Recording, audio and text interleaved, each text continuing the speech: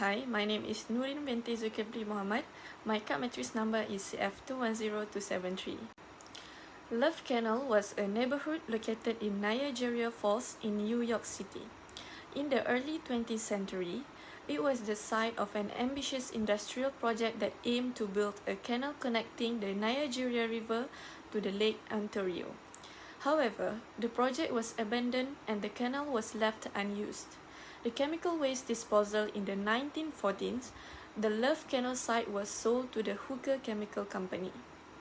The company used the abandoned canal as a disposal site for chemical waste, including toxic substances like dioxins and heavy metals.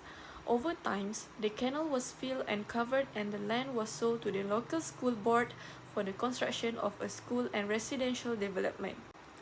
A neighborhood in Niagara Falls started to noticing a strange smells in the 1970s, and the water started to taste odd and they started to become sick. But what they didn't know was that their homes were actually built on top of a toxic waste dump. You see, decades prior, before the neighborhoods existed over 20,000 tons of hazardous chemicals that had been buried there by a chemical company. And when the area was developed for housing, this chemical began to seep into the basement, backyard, and the local water supply. That disaster led to the massive evacuations, and many families suffered long-term health effects. The contamination at the Love Canal included a wide range of hazardous substances. Among the most concerning were dioxins, which are highly toxic and can cause cancer, and benzene, a known carcinogen linked to blood disorders. Other contamination included polychlorinated biphenyls or PCBs, lead, mercury, and various organic solvents.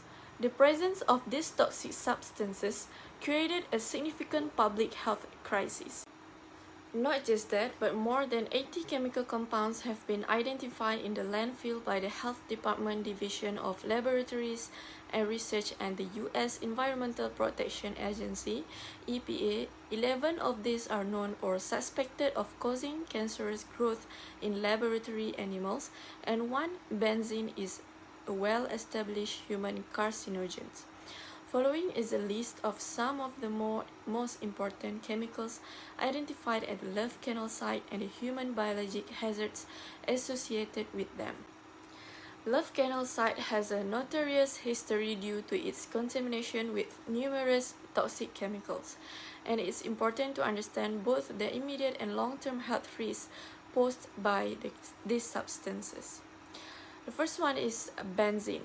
This compound can cause narcotic effects and acts as a skin irritant in the short term. Long-term exposure, however, is much more concerning. It is associated with several types of blood-related cancers, including acute leukemia, aplastic anemia, and other blood disorders like pancytopenia and chronic lymphatic leukemia.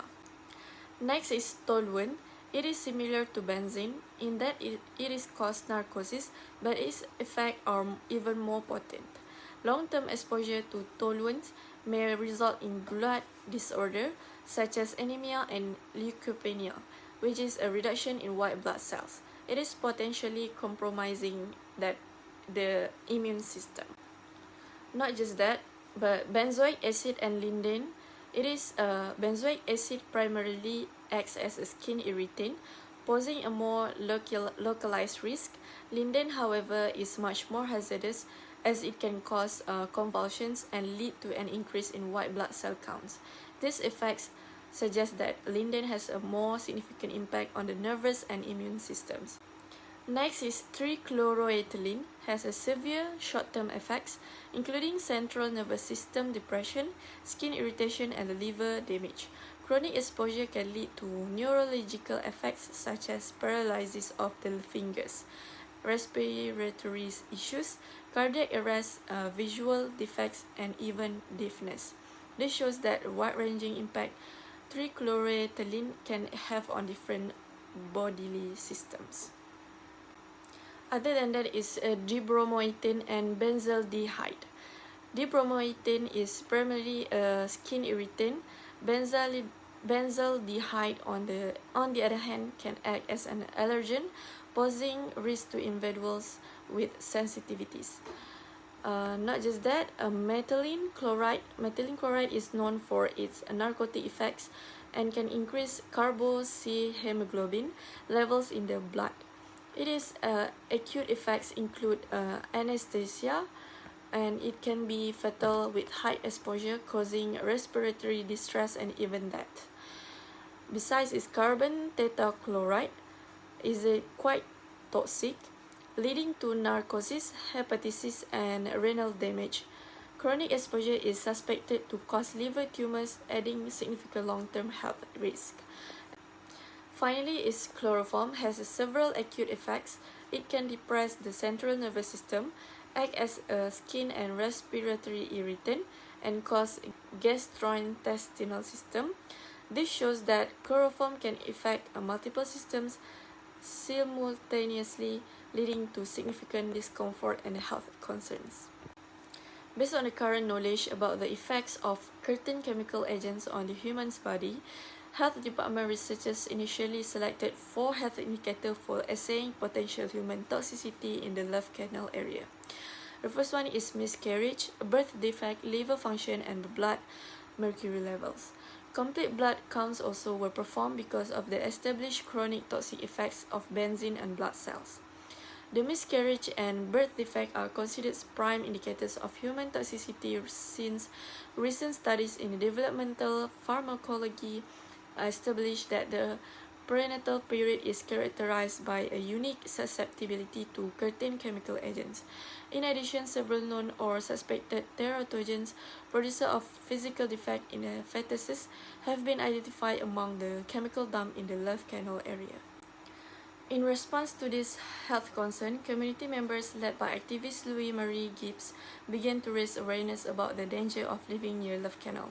They organized protests, gathered data, and sought help from local health officials. Their efforts prompted investigations, which ultimately confirmed the presence of toxic chemicals in the environment. While in 1978, the New York State Department of Health declared a public health emergency, leading to the evacuation of families living in the area.